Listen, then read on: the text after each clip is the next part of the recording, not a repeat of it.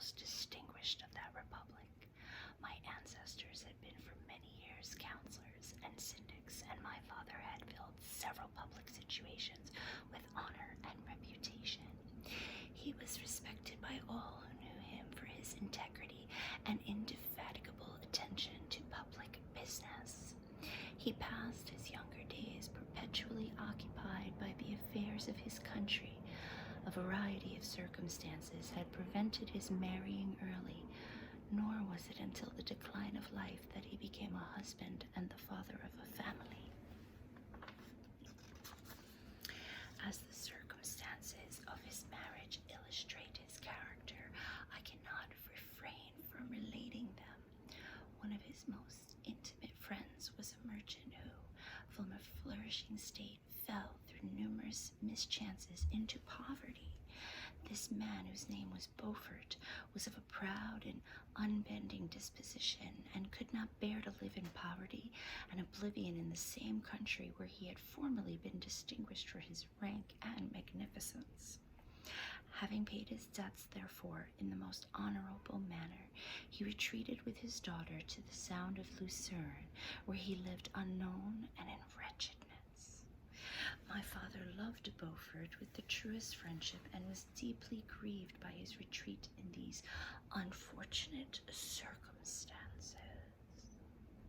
He bitterly deplored the false pride which led his friend to a conduct so little worthy of the affection that united them. He lost no hope in endeavoring to seek him out with the hope of persuading him to begin the world again through his credit and assistance. Beaufort had taken effectual measures to conceal himself, and it was 10 months before my father discovered his abode. Overjoyed at this discovery, he hastened to the house, which was situated in a mean street near the Rieuse. But when he entered, misery and despair alone welcomed him.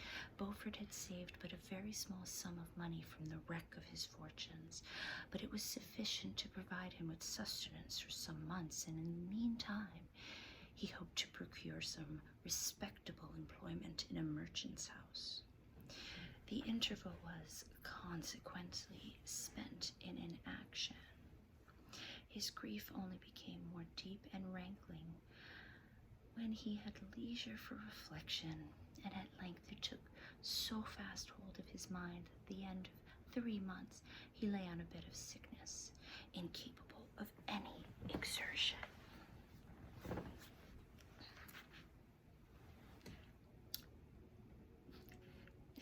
His daughter attended him with the greatest tenderness, but she saw with despair that their little fund was rapidly decreasing, and that there was no other prospect of support. But Caroline Beaufort possessed a mind of an uncommon mold, and her courage rose to support her in her adversity. She procured plain work, the plaited straw, and by various means contrived to earn a pittance scarcely sufficient to support life. Several months passed in this manner. Her father grew worse. Her time was more entirely occupied in attending him. Her means of subsistence decreased, and in the 10th month her father died in her arms, leaving her an orphan and a beggar. This last blow overcame her, and she knelt by Beaufort's coffin, weeping bitterly, when my father entered the chamber. He came like a protecting spirit to the poor girl, who committed herself to his care, and after the interment of his friend, he conducted her to Geneva and placed her under the protection of a relation. 2 years after this event, Caroline became his wife. There was a considerable difference between the ages of my parents, but this circumstance seemed to unite them only closer in bonds of devoted affection. There was a sense of justice in my father's upright mind which rendered it necessary that he should approve highly to love strongly. Perhaps during former years he had suffered from the late discovered unworthiness of one beloved, and so was disposed to set a greater value on tried worth. There was a show of gratitude and worship in his attachment to my mother, differing wholly from the doting fondness of age, for it was inspired by reverence for her virtues and a desire to be the means of, in some degree, recompensing her for the sorrows she had endured, but which gave inexpressible grace to his behavior to her. Everything was made to yield to her wishes and her convenience. He strove to shelter her as a fair exotic is sheltered by the gardener for every rougher wind, and to surround her with all that could tend to excite pleasurable emotion in her soft and benevolent mind. Her health and even the tranquility of her hitherto constant spirit had been shaken by what she had gone through. During the 2 years that had elapsed previous to their marriage, my father had gradually relinquished all his public functions, and immediately after their union they sought the pleasant climate of Italy and the change of scene and interest attendant on a tour through that land of wonders as a restorative for her weakened frame. From Italy, they visited Germany and France. I, their eldest child, was born at Naples, and as an infant accompanied them in their rambles. I remained for several years their only child.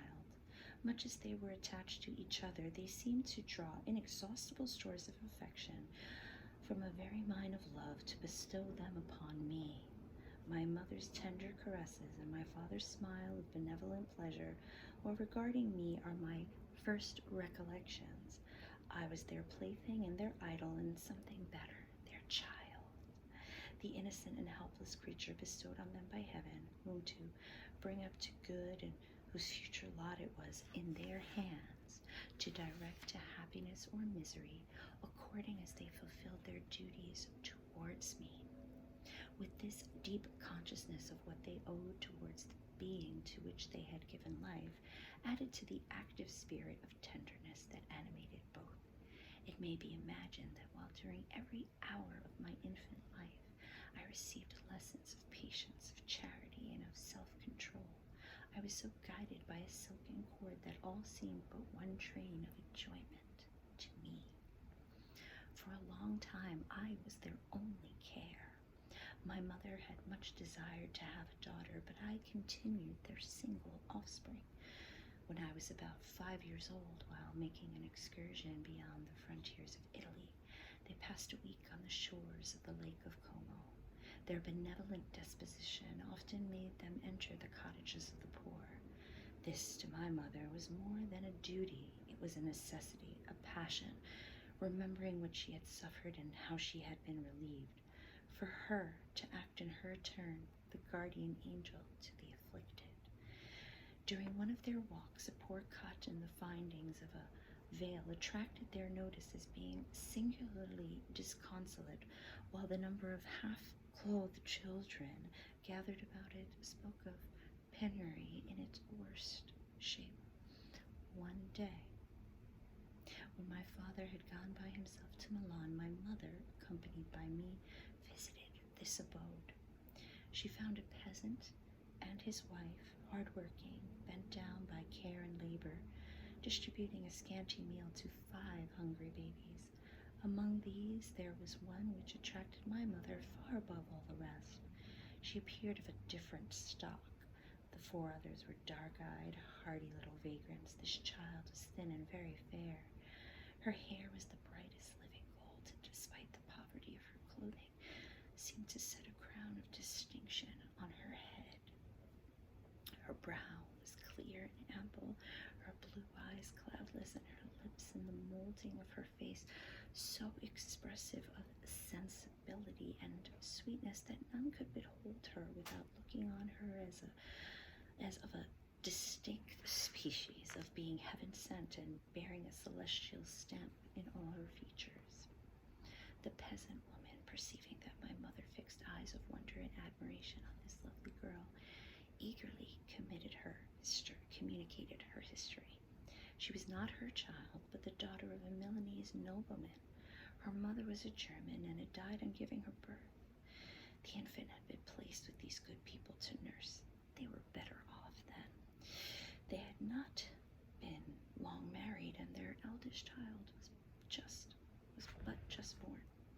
The father of their charge was one of those Italians nursed in the memory of the antique glory of Italy, one among the schiavi fermenti, who exerted himself to obtain the liberty of his country.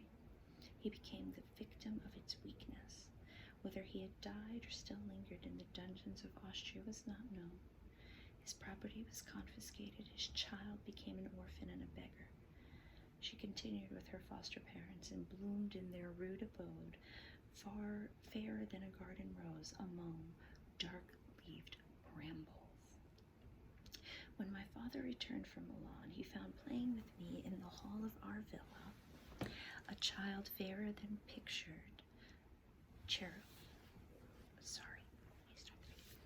When my father returned from Milan, he found playing with me in the hall of our villa a child fairer than pictured cherub, a creature who seemed to shed radiance from her looks and whose form and motions were lighter than the chamois of the hills.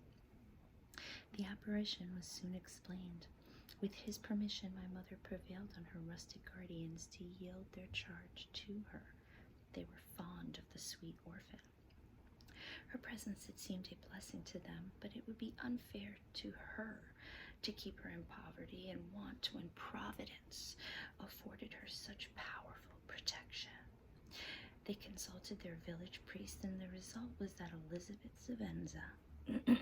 Lavenza became the inmate of my parents' house, my more than sister, the beautiful and adored companion of all my occupations and my pleasures. Everyone loved Elizabeth.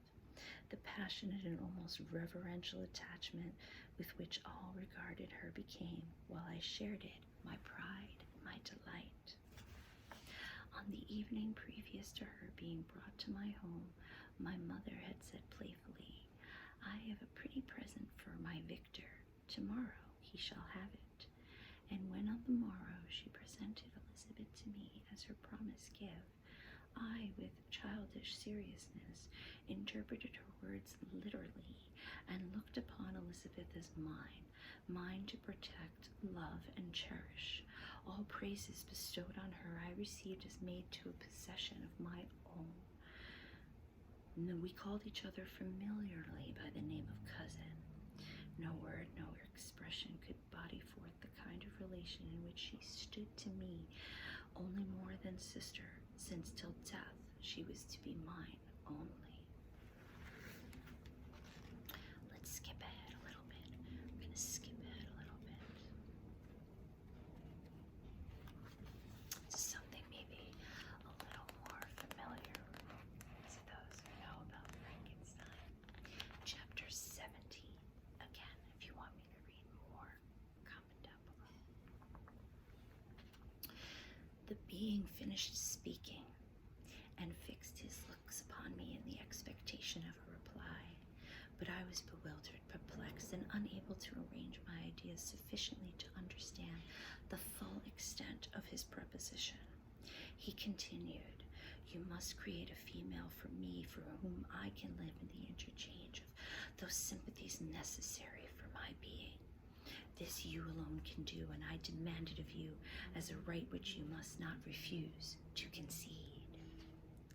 The latter part of his tale had kindled anew in me the anger that had died away while he narrated his peaceful life among the cottagers, and as he said this, I could no longer suppress the rage that burned within me. "I do refuse it," I replied, "and no torture shall ever extort a consent from me. You may render me the most miserable of men, but you shall never make me base in my own eyes. Shall I create another like yourself, whose joint wickedness might desolate the world? Begone! I have answered you. You may torture me, but I will never consent." "You are in the wrong," replied the fiend, "and instead of threatening, I am content to reason with you. I am malicious because I am miserable. Am I not shunned and hated by all mankind? You, my creator, would tear me to pieces in triumph. Remember that, and tell me why I should pity man more than he pities me. You would not call it murder if you could precipitate me into one of those ice rifts and destroy my frame, the work of your own hands. Shall I respect man when he condemns me? Let him live with me in the interchange of kindness, and instead of injury I would bestow every benefit upon him with tears of gratitude at his acceptance. But that cannot be. The human senses are insurmountable barriers to our union. Yet mine shall not be the submission of abject slavery. I will revenge my injuries.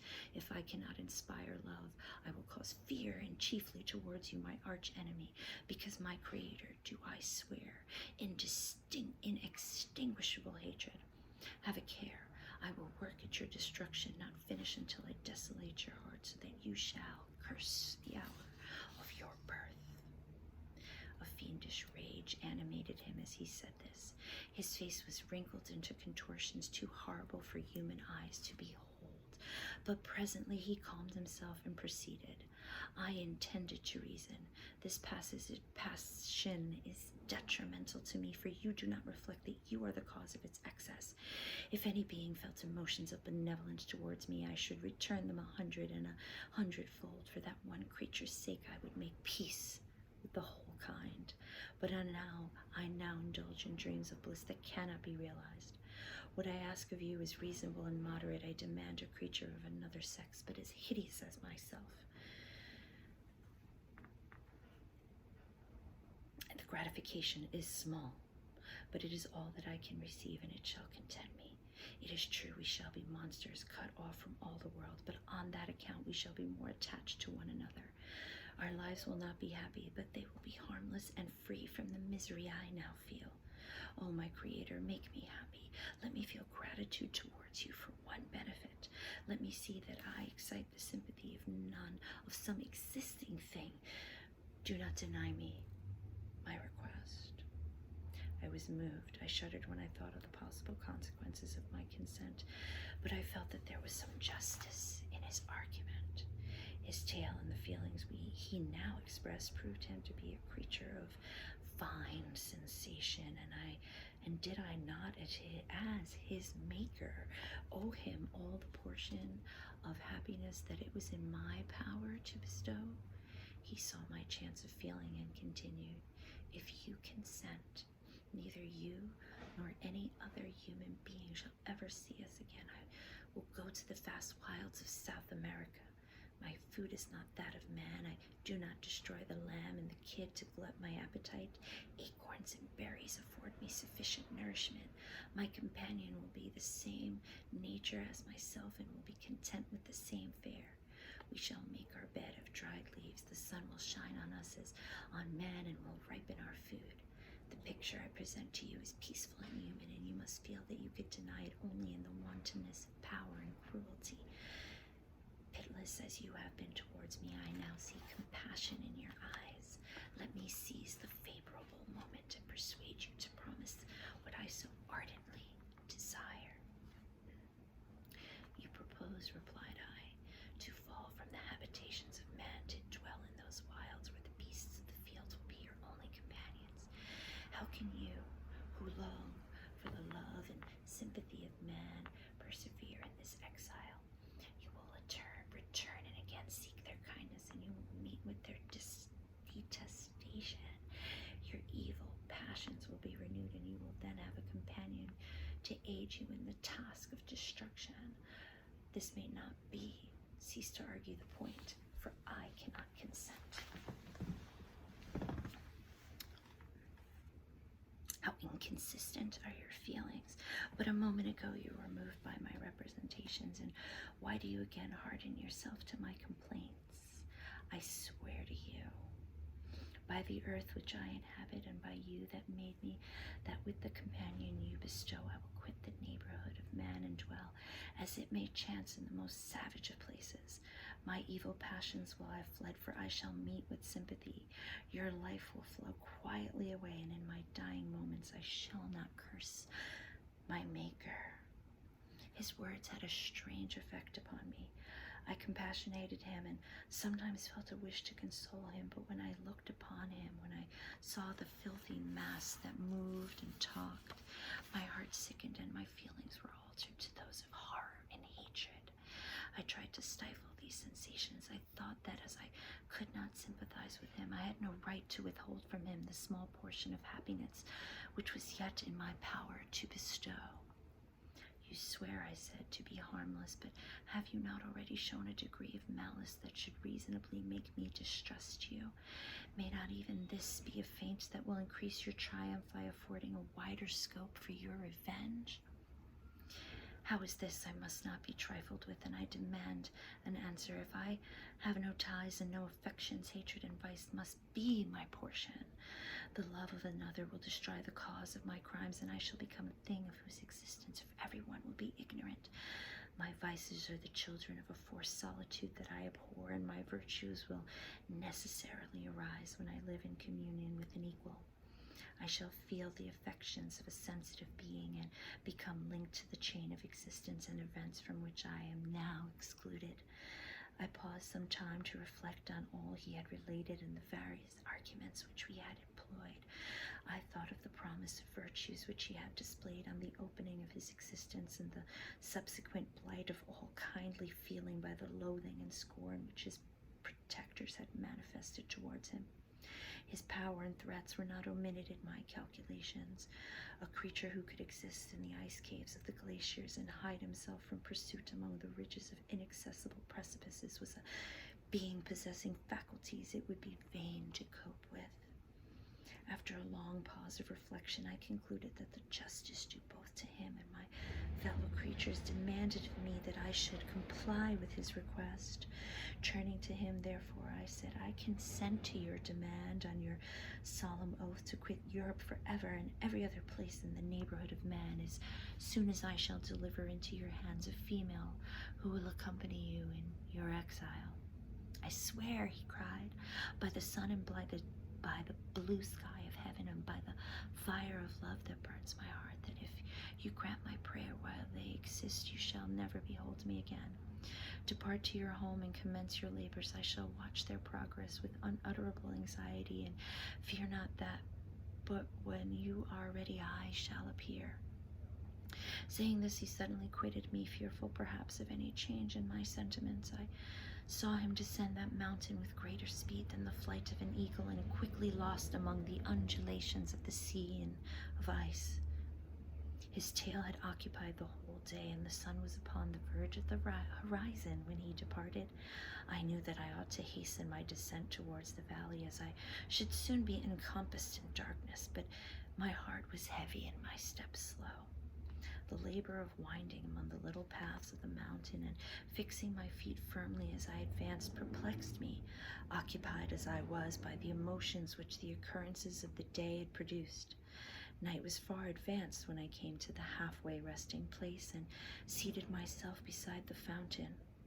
The stars shone at intervals as the clouds passed from over them, and the dark pines rose before me, and every here and there a broken tree lay on the ground. It was a scene of wonderful solemnity and stirred strange thoughts within me. I wept bitterly and clasped my hands in agony. I exclaimed, "Oh! Stars and clouds and winds, ye are all about to mock me. If ye really pity me, crush sensation and memory. Let me become as naught, but if not, depart, depart, and leave me in darkness." Those were wild and miserable thoughts, but I cannot describe to you how the eternal twinkling of the stars weighed upon me, and how I listened to every blast of wind as if it were a dull, ugly siroc on its way to consume me. Morning dawned, and before I arrived at the village of Chamonix, I took no rest, but returned immediately to Geneva. Even in my own heart, I could give no expression to my sensations. They weighed on me with a mountain's weight, and their excess destroyed my agony beneath them. Thus I returned home, and entering the house, presented myself to the family. My haggard and wild appearance awoke intense alarm, but I answered no question. Scarcely did I speak.